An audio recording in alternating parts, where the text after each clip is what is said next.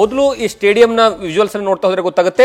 ಮೊದಲು ಕಾಣಿಸಿರುವಂತದ್ದು ನಿಮಗೆ Cubbon road. ಈ ಕಬ್ಬನ್ ರೋಡ್ ನಲ್ಲೇ ದೊಡ್ಡ ಮಟ್ಟದಲ್ಲಿ ಅಂತಂದ್ರೆ ಜನಸಂದಣಿ ಆಗುತ್ತೆ. ಇದೇ ರಸ್ತೆಯಲ್ಲಿ ಅತಿ ಹೆಚ್ಚಿನ ಪ್ರಮಾಣದಲ್ಲಿ ಜನರಿದ್ರು. ಮತ್ತೆ ಇದರ ಅಕ್ಕಪಕ್ಕ ಇರುವಂತಹ ರಸ್ತೆಗಳು ಒಂದು ಕ್ವೀನ್ಸ್ ರೋಡ್ ಮತ್ತೆ ಲಿಂಕ್ ರೋಡ್, ಈ ಒಟ್ಟು 3 ರೋಡ್ಗಳ ಮೂಲಕವಾಗಿ ಸರೌಂಡಿಂಗ್ ಆಗಿರುವಂತದ್ದು ಇಡೀ ಚಿನ್ನಸ್ವಾಮಿ ಸ್ಟೇಡಿಯಂ. ಒಟ್ಟು 21 ಗೇಟ್ಗಳಿದಾವೆ. ನೀವು ಕ್ರೀಡಾಂಗಣದ ಒಳಗಡೆ ಎಂಟ್ರಿಯನ್ನು ಕೊಡಬೇಕು ಅಂದ್ರೆ ಬರೋಬ್ಬರಿ 21 ಗೇಟ್ಗಳಿದಾವೆ.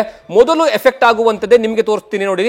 16, 14, 13 ಈ ಭಾಗದಲ್ಲಿ ಹೆಚ್ಚಿನ ಪ್ರಮಾಣದಲ್ಲಿ ಜನರು ಬರ್ತಾರೆ. ಕಾರಣ ಏನು, ಯಾಕೆ ಇದೇ ರಸ್ತೆಯಲ್ಲಿ ಹೆಚ್ಚಿನ ಪ್ರಮಾಣದಲ್ಲಿ ಅಂದ್ರೆ, ಒಂದು ಅಲ್ಲಿ ನೇರವಾಗಿ ವಿಧಾನಸೌಧದ ಕಾರ್ಯಕ್ರಮ ಇತ್ತು. ವಿಧಾನಸೌಧ ಕಾರ್ಯಕ್ರಮವನ್ನು ಮುಗಿಸಿಕೊಂಡ ತಕ್ಷಣವೇ ಎಂಟ್ರಿಯನ್ನ ಬಹಳಷ್ಟು ಜನ ಏನ್ ಅನ್ಕೊಂಡ್ರು, ನಾವು ಇಲ್ಲಂತೂ ಯಾವುದೇ ಕಾರಣಕ್ಕೂ ಸಹಿತ ನಮ್ಮ ಕ್ರೀಡಾಪಟುಗಳನ್ನ ನೋಡೋಕ್ಕಾಗಿಲ್ಲ, ಕೊಹ್ಲಿನ ನೋಡೋಕ್ಕಾಗಿಲ್ಲ, ಮತ್ತೆ ಇಲ್ಲಿ ಬಂದಿರತಕ್ಕಂತಹ ಕಪ್ಪನ್ನು ನೋಡೋಕ್ಕಾಗಿಲ್ಲ. ಹಾಗಾಗಿ ನಾವು ಕೊನೆ ಪಕ್ಷ ಹೋಗ್ಬಿಟ್ಟು ಸ್ಟೇಡಿಯಂ ಅಲ್ಲಾದ್ರೂ ಏನಂದ್ರೆ ಈ ಒಂದು ಸಂಭ್ರಮಾಚರಣೆ ನೋಡಬೇಕು ಅನ್ನುವಂತಹ ಕಾರಣಕ್ಕಾಗಿ ನೇರವಾಗಿ ವಿಧಾನಸೌಧದಿಂದ ಇದೇ ಕಬ್ಬನ್ ರಸ್ತೆಯ ಮೂಲಕವಾಗಿ ಕಬ್ಬನ್ ಪಾರ್ಕ್ ನ ಒಳಗಡೆ, ಅದು ಸ್ಪೆಷಲಿ ನಿಮಗೆ ಇನ್ನು ಇನ್ ಡೀಟೇಲ್ ಆಗಿ ಹೇಳಬೇಕು ಅಂತಂದ್ರೆ ಒಂದು ಪ್ರೆಸ್ ಕ್ಲಬ್ ಇದೆ. ಆ ಪ್ರೆಸ್ ಕ್ಲಬ್ ನ ಮುಂಭಾಗದ ರಸ್ತೆಯ ಮೂಲಕವಾಗಿ ಏನಂದ್ರೆ ಎಂಟ್ರಿಯನ್ನ ಕೊಡ್ತಾರೆ. ಮತ್ತೆ ಅದರ ಜೊತೆಗೆ ಬಹಳಷ್ಟು ಜನ ಒಂದು ಕಬ್ಬನ್ ಪಾರ್ಕ್ ಇಂದ ಎಂಟ್ರಿಯನ್ನ ಕೊಟ್ರೆ, ಮತ್ತೊಂದು ಕಡೆಗೆ ಏನಂದ್ರೆ ನೇರವಾಗಿ ಅಲ್ಲೊಂದು ಅಂಚೆ ಕಚೇರಿ ಇದೆ. ಆ ಅಂಚೆ ಕಚೇರಿಯ ಮುಂಭಾಗದಿಂದ ನೇರವಾಗಿ ಈ ಒಂದು ಕಬ್ಬನ್ ರಸ್ತೆಗೆ ಅಂದ್ರೆ ಎಂಟ್ರಿಯನ್ನ ಕೊಡ್ತಾರೆ. ಅದರ ಸಂಪೂರ್ಣವಾದಂತಹ ಜನ ತುಂಬಿಕೊಂಡಿರುವಂತದ್ದೇ ಇಡೀ ಈ ಕಬ್ಬನ್ ರಸ್ತೆಯಲ್ಲಿ. ಈ ಕಬ್ಬನ್ ರಸ್ತೆಯಲ್ಲಿ ಮೊದಲು ಆರಂಭಿಕವಾಗಿ ಏನಂದ್ರೆ 16, 14, 13 ಈ ಭಾಗದಿಂದ ಏನಂದ್ರೆ ಎಂಟ್ರಿಯನ್ನ ಕೊಡಬಹುದು ಅಂತ ನಿರೀಕ್ಷೆಯಲ್ಲಿ ಬಹಳಷ್ಟು ಜನ ಏನಂದ್ರೆ ನಿರೀಕ್ಷೆನ ಇಟ್ಕೊಂಡಿದ್ರು. ಆದ್ರೆ ಇಲ್ಲಿ ಮೊದಲು ಯಾವುದೇ ಕಾರಣಕ್ಕೂ ಸಹಿತ ಗೇಟ್ ಅನ್ನು ಓಪನ್ ಮಾಡೋದಿಲ್ಲ.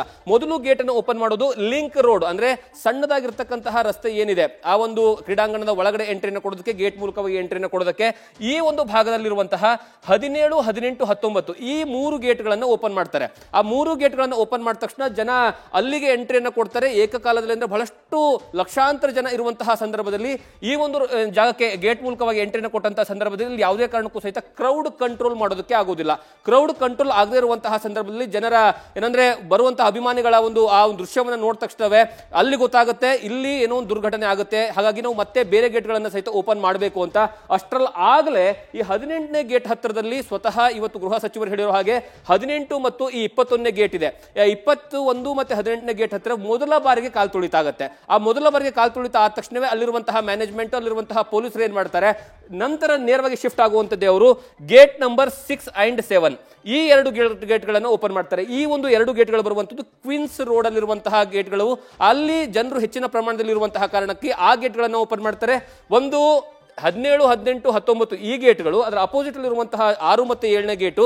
ಅದಾದ್ಮೇಲೆ ಜನರಿಗೆ ಏನಂದ್ರೆ ಯಾವ ಕಡೆ ಗೇಟ್ ಓಪನ್ ಆಗ್ತಾ ಇದೆ ಅನ್ನುವಂತಹ ಮಾಹಿತಿನೇ ಸರಿಯಾದ ರೀತಿಯಲ್ಲಿ ಇಲ್ಲದೆ ಇರುವಂತಹ ಕಾರಣಕ್ಕಾಗಿ ಜನರು ದಿಕ್ಕಾಪಾಲಾಗಿ ಓಡೋದಕ್ಕೆ ಶುರು ಮಾಡ್ತಾರೆ. ಆ ದಿಕ್ಕಾಪಾಲಾಗಿ ಓಡ್ತಾ ಇರುವಂತಹ ಕಾರಣದ ಸಂದರ್ಭದಲ್ಲಿ ಏಕಾಏಕಿ ಈ ಒಂದು ಕಾಲ್ತುಳಿತ ಸಂಭವಿಸುತ್ತೆ.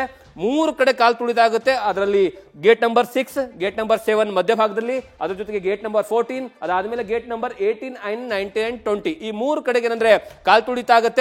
ಅದಾದ್ಮೇಲೆ ಎಲ್ಲಿ ಪರಿಸ್ಥಿತಿ ಕೈ ಮೀರುತ್ತೆ ಅನ್ನುವಂತಹ ಕಾರಣಕ್ಕಾಗಿ ಆ ಗೇಟ್ ಗಳನ್ನ ಕ್ಲೋಸ್ ಮಾಡ್ಬಿಡ್ತಾರೆ. ಯಾಕಂದ್ರೆ ಏಕಾಏಕಿ ಜನರು ಒಳಗಡೆ ನುಗ್ಗುವಂತಹ ಸಂದರ್ಭದಲ್ಲಿ ಆಗ ಕಾಲ್ತುಳಿತ ಆಗುತ್ತೆ. ಒಳಗಡೆ ಹೆಚ್ಚಿನ ಪ್ರಮಾಣದಲ್ಲಿ ಏನಾದರೂ ಬಿಟ್ಟಿದೆ ಆದ್ರೆ ಮತ್ತಷ್ಟು ದುರ್ಘಟನೆ ಆಗಬಹುದು ಅನ್ನುವಂತಹ ಕಾರಣಕ್ಕಾಗಿ ಗೇಟ್ ಗಳನ್ನ ಕ್ಲೋಸ್ ಮಾಡ್ತಾರೆ. ಅದಾದ್ಮೇಲೆ ನೆಕ್ಸ್ಟ್ ಎಂಟ್ರಿಯನ್ನು ಕೊಟ್ಟಿರುವಂತದ್ದೇ ಗೇಟ್ ನಂಬರ್ 2. ಈ ಗೇಟ್ ನಂಬರ್ 2 ಓಪನ್ ಮಾಡಿರುವಂತಹ ಕಾರಣಕ್ಕಾಗಿ ಈ ಗೇಟ್ ನಂಬರ್ 2 ಬಳಿಯೂ ಸಹಿತ ಹೆಚ್ಚಿನ ಪ್ರಮಾಣದಲ್ಲಿ ಜನರು ನುಗ್ಗೋದಕ್ಕೆ ಯಾವಾಗ ಶುರು ಮಾಡ್ತಾರೆ ಅಲ್ಲೂ ಸಹಿತ ಕಾಲ್ತುಳಿತ ಆಗುತ್ತೆ. ಒಟ್ಟು 4 ಕಡೆಗೆ ಕಾಲ್ತುಳಿತ ಆಗಿರುವಂತಹ ಕಾರಣಕ್ಕಾಗಿ ಬರೋಬ್ಬರಿ 11 ಜನ ತಮ್ಮ ಪ್ರಾಣವನ್ನ ಕಳ್ಕೊಳ್ಬೇಕಾದಂತಹ ಪರಿಸ್ಥಿತಿ ನಿರ್ಮಾಣವಾಗುತ್ತೆ. ಮತ್ತೆ ಇಡೀ ಈ ಮ್ಯಾಪ್ ಅನ್ನ ನೋಡಿದ್ರೆ ಗೊತ್ತಾಗುತ್ತೆ ನಿಮಗೆ, ಕೇವಲ ಈ 3 ರಸ್ತೆಗಳು ಕನೆಕ್ಟ್ ಆಗುವಂತದ್ರಲ್ಲಿ ಬರೋಬ್ಬರಿ 2.5 ಇಂದ 3 ಲಕ್ಷ ಜನ ಮಧ್ಯಾಹ್ನ 3 ಗಂಟೆಯ ಸುಮಾರಿಗಿರ್ತಾರೆ. ಅದರ ಏನಂದ್ರೆ ಪ್ರಮಾಣ, ಜನರು ಬರುವಂತಹ ಸಂಖ್ಯೆ ಕ್ರಮೇಣವಾಗಿ ಏರಿಕೆ ಆಗ್ತಾನೆ ಹೋಗುತ್ತೆ.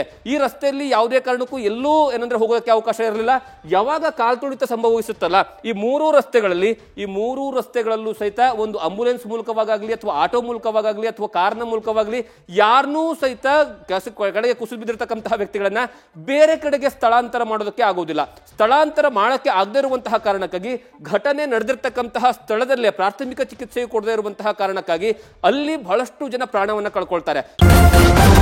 ನ್ಯೂಸ್ ಫಸ್ಟ್, ನಿರ್ಭೀತಿಯಿಂದ ನಿಮ್ಮ ಪರವಾಗಿ.